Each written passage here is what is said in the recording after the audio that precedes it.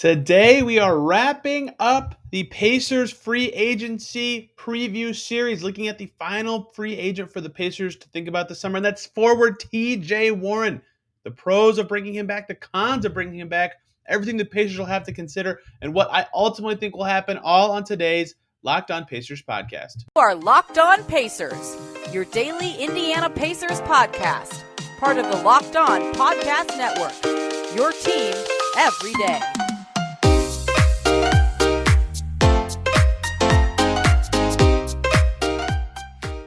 Welcome in to another edition of the Locked On Pacers podcast, where we, of course, talk about the Indiana Pacers. As always, my name is Tony East. I cover the team for Forbes and the West Side Community News. And today, we're going to go through the last Pacers player free agency preview. To cap off that series, we've already done Lance Stevenson, Ricky Rubio, Dwayne Washington, Terry Taylor, O'Shea Brissett, Jalen Smith, a couple other guys. But last up is TJ Warren, a very fascinating case of free agency coming up for the Pacers here, because how do you deal with a guy who hasn't played in a game since 2020? It's going to be very interesting to see how this one breaks out, and we'll break it all down today, what the Pacers need to consider from all angles, why they might want to bring TJ Warren back, what they might not want to bring TJ Warren back, what I ultimately think will happen, maybe some contract comps, although this is a little harder given his unique situation. So let's set the scene here, because a lot of times when you bring this stuff up,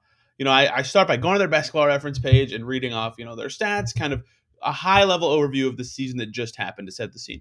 So if you look at TJ Warren's stats from last season, 0 points, 0 rebounds, 0 assists. That is what sets the scene pretty well for the situation. TJ Warren did not play this past season. He played 4 games in the prior season. Looked healthy in the bubble season for the Pacers, only missed 6 games that year, but his whole career, basically, outside of that year, health has been a concern, and that is why the fact that he has not played in a game since December of 2020 makes this such a fascinating case in free agency for the Pacers. So why would the Pacers want to bring this guy back? He hasn't played for them since 2020. That seems like the end-all, be-all for a team that's been fighting through injuries for years and years. Well, I actually think there are some reasons. And the top of the list is that because of this situation, this could be a way for the Pacers, a small market team that struggles to get talented players on good contracts, to get a talented player on a cheapo contract, right? TJ Warren, if he even plays 70% of a team's games next season and is close to the player he was 2 years ago, that he's likely going to outplay his contract very easily in year one. That's 2 ifs, though. You have to play a lot and be as good as he was prior to getting injured. And neither of those are guarantees. There's a very good chance he's a slightly worse player. Foot injuries are tough to recover from, especially foot injuries that last for 2 seasons.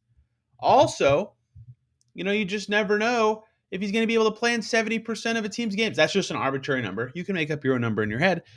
But even that, playing in like 60 games, is that even possible for a guy in his situation? If his foot gets sore again, maybe he'll miss some more time. Maybe other injuries pop up like he's had in the past. So those are huge ifs. If TJ Warren is able to exceed those benchmarks and get closer to the player he was playing, again, all but 6 games his first season with the Pacers, was over 60 twice in his last 3 years with the Suns, perhaps he could be a guy you sign to a contract that looks awesome, right? And for a Pacers franchise where that is a hard thing to get, talented players on undervalued contracts, that is very appealing. And a reason, too, they might want to sign TJ Warren is related to that, because he is good. Obviously, the injury concerns are huge and massive and a negative in terms of when you evaluate what a player is worth, and figuring out what TJ Warren is worth right now is like impossible. It's essentially an impossible task. But when he last was playing, he was awesome, right? The bubble season was obviously magical, named to the all-bubble team. That's even a thing that matters to anyone. And even in those 4 games he played in 2020-21, I know that is 4 games, but that's the post-bubble. That's the only post-bubble kind of sample we have. In the first game, he was clearly hobbling against the Knicks and did not look good, right? He was like laboring during the game. And then the next 3 games, he was fantastic, right? The final 3 games when he wasn't hobbling during the game, 19 points per game on 58% shooting from the field, right? That is really good. And he played good defense along the way, good plus minus in most of those games. Like that, he was a good player for those Pacers teams. They went 3-1 with him that season for a reason, because having good wings is important. So he was good, even coming off of, remember, he had foot issues in the bubble. He just played through it. I think he missed 1 game in the bubble still, but was able to play in the playoffs, if you'll recall. That he missed the last 2 games in the bubble with a foot thing, right? So he recovered from it once and still looked good. That's something to keep in mind when thinking about this upcoming free agency period for him. So I think the fact that he's really good and could continue to be good coming off of this is certainly important. Number 3, reason 3 the Pacers might want to bring TJ Warren back is he likes Indiana, right? It's rare that talented, unrestricted free agents actually enjoy this market, but he is a very low-key guy, and Indiana is a low-key state for him. It's not as media dense, it's not as, uppity and fast-paced as some other markets. It's a good fit for him. He likes the market. One of his best friends in the NBA, David West, played here and has said good things about the franchise. He's gotten along well with decision makers in his time here. He likes Indy. Per all things I know and per public statements, he likes Indiana. That's a good thing. That's hard to find. That could make negotiation easier for both sides. That was reported in The Athletic last December as well. Right? That's another reason the Pacers could try to pursue him here is maybe that doesn't help with a discount necessarily, but it gets their foot in the door to start these negotiations. Hey, TJ, we want to bring you back. Great. We can talk all of a sudden. The last reason, and perhaps to me the most important one, I probably shouldn't have saved it for last. TJ Warren is a wing. That's a huge reason to want to sign a guy in this stage of the NBA. 6'8", 220, creates his own shot, plays good defense, and shot 40% from 3 his last 2 healthy seasons. Wing.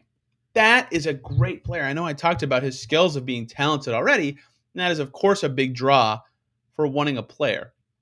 But what is invaluable in the NBA these days? Guys who can switch. TJ Warren proved he could do that with the Pacers. Even his last season in Phoenix, he improved his defense a tiny bit, though not to the extent he did with Indiana in that Nate McMillan, Dan Burke scheme. His 3-ball, figured that out in Phoenix and had it in Indiana. So at a bare minimum with those 2 things, if they're still around, big ifs. This whole podcast is full of ifs given TJ Warren's unique situation. If either of those things are still around, already value, either a 3-point wing or a D wing, great. Both super valuable right away, right off the top. Add in that he's a very solid off the bounce mid-range scorer, right? Shot above 40% from 3 feet all the way out from 3 feet out to the 3-point line his last healthy season with the Pacers the year before that. Basically the same, right? Really good finisher at the rim. Just a good scorer, right? Hard to guard. Good bailout at the end of the shot clock player. Add that into a 3-and-D guy. That's great stuff. He's not the greatest passer. Certainly has limitations as a player in terms of rebounding. His skill set is so valuable if it all clicks and if it all returns. And that is, to me, the biggest reason to potentially pursue TJ Warren is that the Pacers have been dying for wings. Absolutely dying for them. It's a hard thing to get. They had one with Warren. Lo and behold, they were actually good that year. That was their best season, at least in terms of regular season success. They were the 4th seed that year. Since I started covering the team, right, was the year they had TJ Warren on the wing all the time. And then that left Justin Holiday in a clearly defined role with second unit. That left Doug McDermott in that role. They had a lot of quality wings on that team that were in the right role because they were all healthy and good. And now they don't have Justin Holiday or Doug McDermott or TJ Warren. And they're kind of scraping by with like Chris Duarte's kind of a guard, kind of a wing. Shea Brissett's kind of a 4 kind of a wing. You got to kind of squint to get wings on the Pacers now. Buddy Hield can kind of play wing. They need more wings. And TJ Warren is exactly that in his skill set if he is able to play in games and play at close to the level he was prior to injury, is a valuable wing who has skills that are very, very important in the modern NBA and give the Pacers a huge boost. So I think there are legitimately good reasons for the Pacers to say, look, we didn't have this guy for the last season, basically 2 seasons, 4 games short of 2 seasons, but there are reasons for us to pursue him. The Pacers have his full bird rights. They have cap space. They have unlimited means to sign him to whatever deal they determine is the correct value.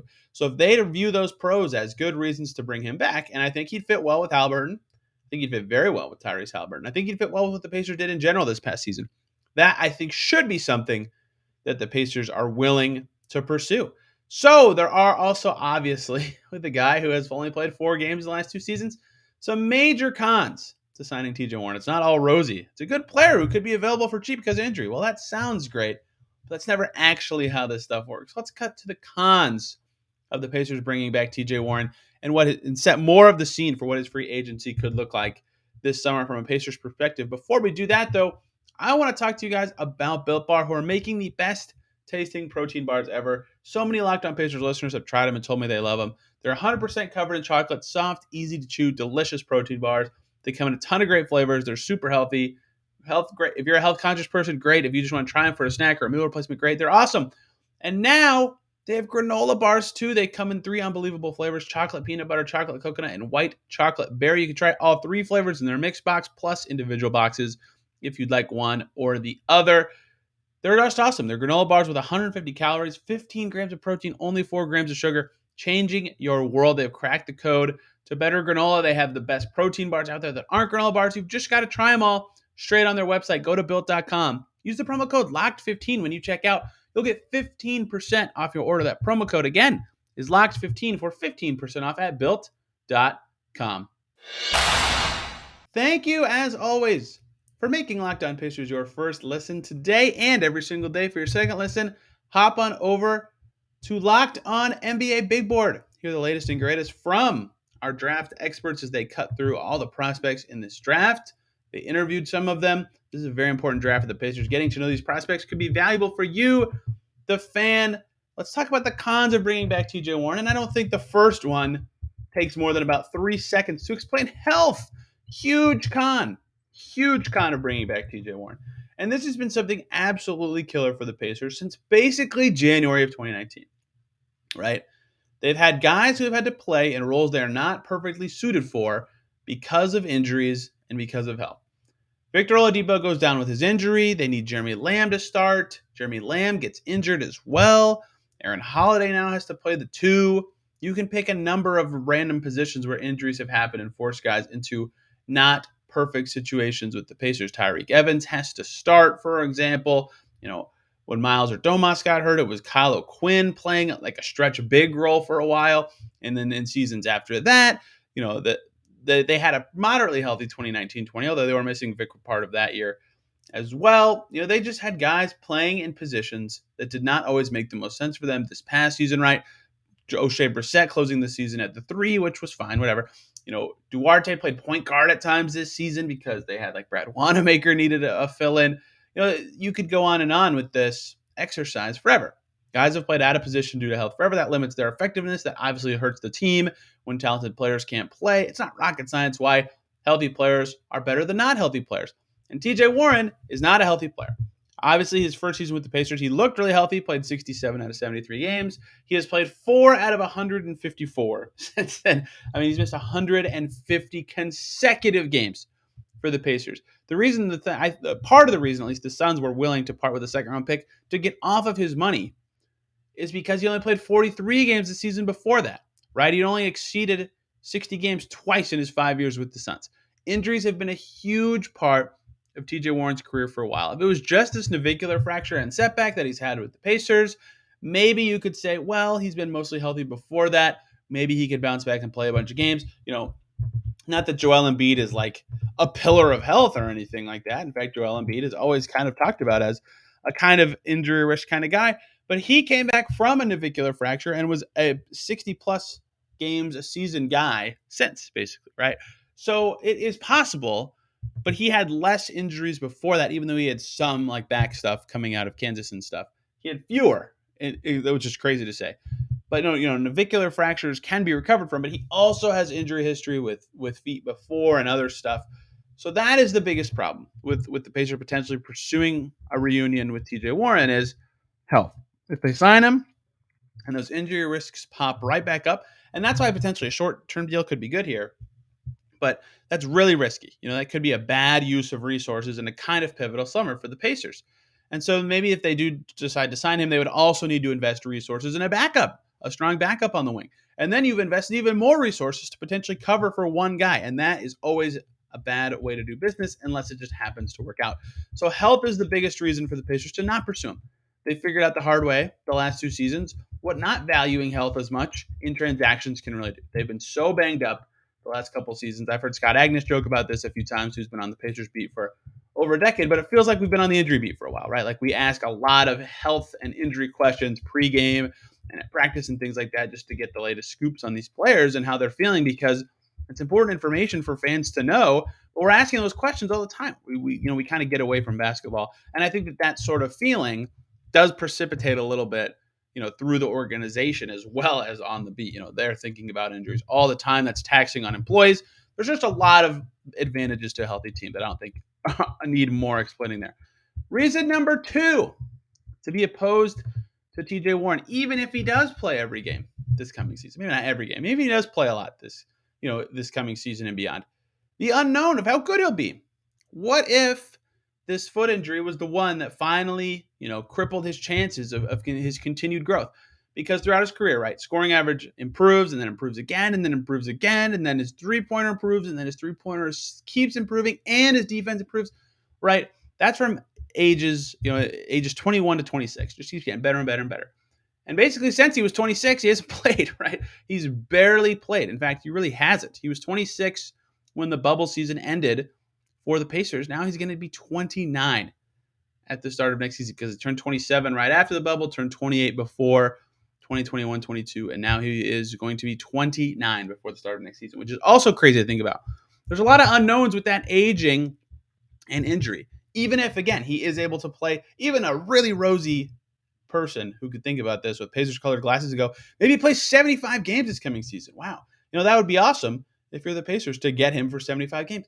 But he could be much worse, both from an aging perspective and an injury recovery perspective. And maybe that's not a huge deal for the Pacers that they wouldn't get like the best player ever, but it definitely hurts when you're trying to, envision what this guy should be worth or how to approach a free agency decision with him. So the unknown makes it kind of a con, right? I mean, maybe you can use that in your power if you're the Pacers to say, look, TJ's group, TJ, whatever, we have no idea what you're going to be. It's really hard for us to offer what we believe to be market value because we have no idea what your market value is. We haven't seen you play since 2020. And that could be, I guess, a tool in their advantage, but it's not a pro in chasing and signing the player. So I consider that a big reason for the Pacers to potentially want to stay away. But there are a lot of pros as well. The last reason opposed for the Pacers to bringing back TJ Warren, one that I've brought up with a lot of guys, basically everybody older than Miles Turner, I have kind of talked about this entering this offseason. Age. Look at what the Pacers core is setting up to be right now. Tyrese Halliburton is 21, 22. Isaiah Jackson's 19, 20. In terms of age, Duarte's 24 to 25, whatever. I keep saying their age now and their age when next season starts. Goga's only 23. They've got a ton of young dudes, a part of a young core. Terry Taylor's young. Dwayne Washington is young. Miles Turner's only 26. He turned 26 this year, right? They have a lot of young players on the Pacers. TJ Warren will be 29 when the season starts. And so that is sort of outside the Pacers' core age. And so if you're the Pacers, maybe you're good next season, and then you're okay playing vets and being awesome, and that's great. But maybe you're not as good. And then you want to continue to give minutes to guys who are about the same age and are likely to have a long-term future with the Pacers. And if you're not as good, it's likely your vets aren't as good, which would be TJ Warren, maybe struggled or limped through the season. And then he's not playing again, and he doesn't fit their timeline. He doesn't fit their growth pattern. He won't be a part of the good Pacers teams that would feature Tyrese Halliburton. So his age is a factor here. If he can be good for the next 3-4 years, as Tyrese Halliburton grows into whatever he's going to be for the Pacers, then yes, that is worth keeping the guy around for. Maybe that's worth exploring. He could be good for the next 2 or 3 seasons. But they don't know that. And his age, certainly, because he's getting close to the drop-off age for pro players, could be a hindrance in these discussions. It's hard to say exactly when he could fall off, and he won't have a lot of mileage on him in terms of minutes because he's been injured so much. So perhaps he can hold that part of this off a little bit. But on the flip side, being an injured player at age 29, it's possible for me to envision that, he could, even if it's not related to his injury, just have an age-related drop-off at this time. And his age also keeps him out of the Pacers' core range. And as that team grows, he would be declining in impact, which makes him a tougher fit for this franchise going forward. So there are definitely reasons not to sign TJ Warren if you're the Pacers. As many reasons as there were 4. I was surprised that there were 4 kind of compelling things in his favor. Not surprised in the volume, but just that, they all needed to be said in a separate way, not that they could flow together easily. But there are just as many reasons for the Pacers to not consider bringing back a guy like TJ Warren. And the obvious thing here is the injuries and his age playing together make it really tough to know what his value is going forward. Let's talk about what I think will happen for TJ Warren and even the Pacers in this discussion in free agency, because this one's really interesting. Could go a number of ways for both parties, and I'll be really interested to see exactly how it shakes out. Before we talk about that, though, let's talk about BetOnline. BetOnline.net, our partners who continue to be the number one source for all of your sports betting needs and sports info. You can find all the latest odds, news, and sports developments, including this year's basketball playoffs, Major League Baseball scores, fights, and even next season NFL futures all over at betonline.net, your continued source for all your sports wagering information from live betting to playoffs to esports and more. They've got lines up for the finals June 2nd, Thursday. We're getting close. Celtics Warriors in San Francisco. The Warriors favored by 3.5 in game one, 212.5 over under. I have a feeling it's going to be an under game. Two strong defensive teams. Celtics have a quick turn from another series, but we'll see. You can head over to that website, betonline.net today, or use your mobile device to learn more about the trends in the action. Go check it out. Betonline.net is where the game starts. Thank you, as always, for making Locked On Pacers your first listen today and every single day. Really quick, guys, I got an important favor to ask you. We've put together a survey so we can learn more about our listeners like you and make your favorite Locked On podcast even better. So your opportunity to tell us what you like and don't like about Locked On Podcasts. Go to lockedonpodcasts.com/survey right now to get started. It won't take very long, and everyone that completes a survey can qualify for a chance to win one of 10 $100 Ticketmaster gift cards. To take our audience survey, go to lockedonpodcasts.com/survey. Thanks a ton for your help. You're going to be hearing that a lot from me in the next couple days because we want to hear from our listeners how we can do better and how I can do better. Let's talk about TJ Warren and his, what I think, or what I kind of am imagining for his free agency. Because, what I like to do in this section for most Pacers free agents is let's find a guy of comparable value from recent seasons and talk about that deal and how, the Pacers could get said player for an equivalent contract. There is not a good example here. There's not a good example because Warren has missed so much time. And there are things that have been in some recent contracts that I would like to talk about. Jonathan Isaac will be talked about here, for example. But it's hard to come up with stuff that makes perfect financial sense because there's no one who hasn't really played in 2 whole years who then immediately flips and signs an obvious contract to compare on the wing at that age. It's much, much harder. So I don't have a comparable contract. That's what makes this a little harder. So what I think will happen, and this is how I've typed it, perfect wording here, I think TJ Warren will sign a funky contract because there are a lot of bells and whistles that can go into contracts to kind of balance, team favored and player favored. And so if you're TJ Warren, think about what he's probably thinking heading into this free agency. He's 29. This could be his last chance to get paid significant money of his career. And if he has a really rough year coming back from this injury, it's definitely his last chance. However, there's also a chance in his head, most likely, that he thinks, hey, if I play like I did for even 40 to 45 games, if I play like I did in 2019-20, I could set myself up for like 3 years, 50, 60 million the following summer. And I think that both of those are logical ways of thinking for Warren and his camp going forward because he's running out of time to get a big deal. So to me, for him, because he's kind of low on, like, if you're 32, for example, it's going to be really hard for him to get a ton of guaranteed money. So he's got a very few summers left of his basketball life where he can fetch, serious guaranteed money. So he might want a shorter deal now, a prove-it deal per se, to then get back on the market when teams know his value better because he could then prove how good he is. That said, he might also be wanting to take the most possible guaranteed money right now because he could flop this coming season coming off of that injury and never have a chance at big money ever again.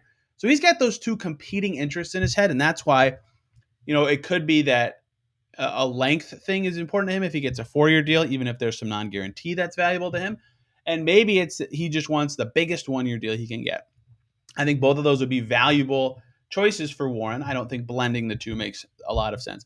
So if you're a team, if you're any team, Pacers included, how do you reconcile this in your head? I think if you're a team, you would like to be, if you're going to give TJ Warren a long contract as a team, you would like the last couple years of that to be non-guaranteed or have ways out of it, for example, so that if he does get hurt again or injuries pop up, you have a way to not be paying a guy to not play. He'll be above 30 and clearly starting to decline late in a deal like that. So that's one way to think about it. Or if you're a team, you would think, okay, if we want to sign TJ Warren, we got to do a 1 or 2 year deal so that if he's still super injured, it's over soon. It's not a big deal. Like you don't run into a Chandler Parsons situation where you're paying a guy like $1 billion to not pay and you have to trade him, right? And gabillion is the exact term from the contract he signed with the Memphis Grizzlies. So I think that because there's going to be a lot of competing goals on sort of both sides of this situation, it's really hard to project what he could get. But that's why I think it'll be a funky deal because there'll be a lot of competing goals from both sides. For example, of what I mean by funky deal, lots of bonuses, lots of unlikely bonuses. Unlikely bonuses do not count against the salary cap until they are met. So that is a way for a team to potentially sign TJ Warren to a deal with, not as much money against the cap, but still give him a chance to reach some benchmarks that are set to then allow him to get paid what he thinks he's worth, but also not allow a team to tie up a ton of cap money in a player that they have no idea what he's going to be. And I think it's 15% is the maximum amount of a contract's total dollars that can be in unlikely bonuses. But that's still a sizable chunk of change. It could be 1-2% of his total deal, depending on what he ends up, signing for, or even 2 or 3% of the, or 1 or 2% of the salary cap, for example.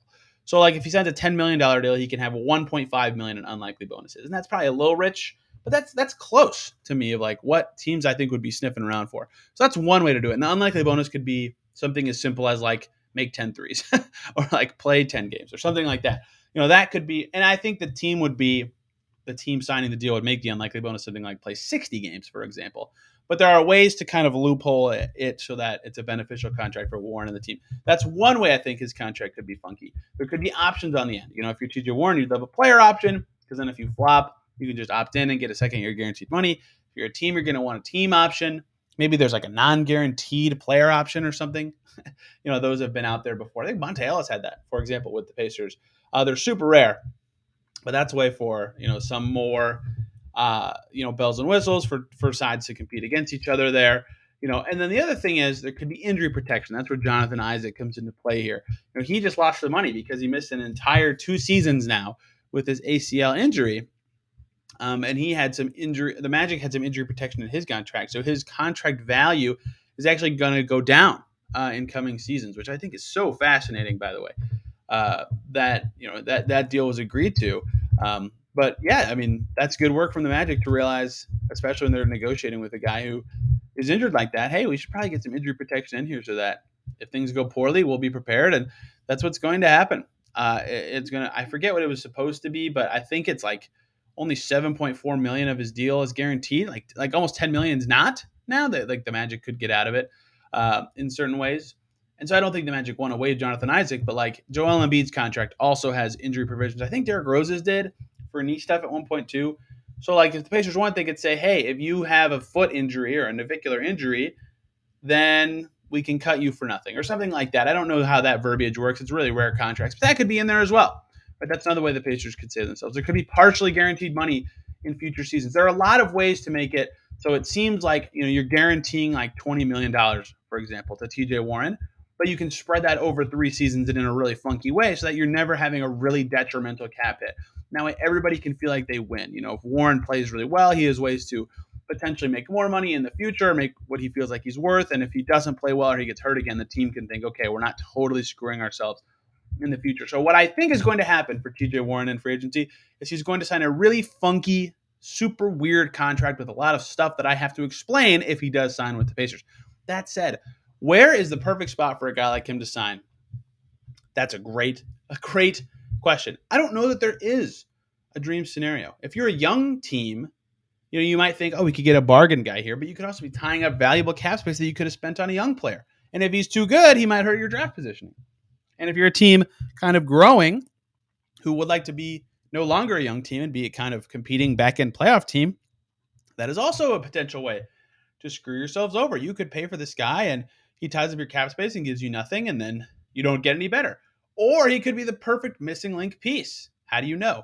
If you're a team that is kind of already solidly competing, you could view him as the piece to kind of take you to a top 4 team in your conference. He could also be a terrible use of your mid-level exception. If you're a competing team thinking he's the missing piece, he could be, or he could be the guy you pay the tax for, and then he doesn't play for you. And if you're a team that's already competing and you're close to a championship, the same kind of deal applies. So any team, there's no like slam dunk situation to me.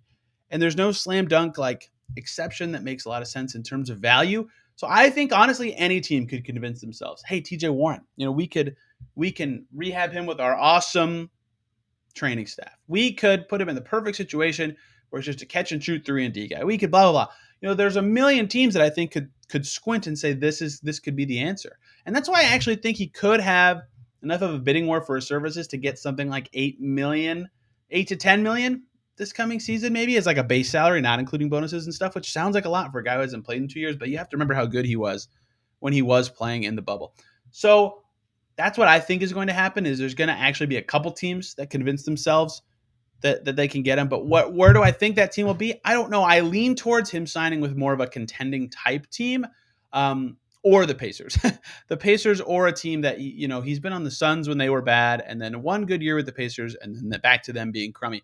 He's never been on like a really solid team, and I think that could be appealing to him at this stage of his career. But I do think the Pacers are going to be in play for him, given what he's said in the past and given the team's situation. Like, there's not a ton of opportunity cost with their cap spaces. I don't think the Pacers are going to be chasing really expensive players, but we'll see. Maybe they decide to do that. Maybe if they really try to be good next year, he could be the perfect kind of high risk, high reward player for that team to chase. And it could be one last chance for Pritchard to get another injury prone player in the door, but then have it be a success story instead of a failure story like the past 2 seasons. So that is what I believe to be everything you need to know about TJ Warren's upcoming free agency. If you think I missed something, as I often do, you can tweet at me at TEastNBA or this podcast at Locked On Pacers. Thank you all a ton for listening. Hope you enjoyed hearing about all the Pacers free agents. I'll tweet all these episodes in a thread on Twitter, so they're all in an easy place for you to listen to all of them. Hope everybody had a great day, and we will see you tomorrow.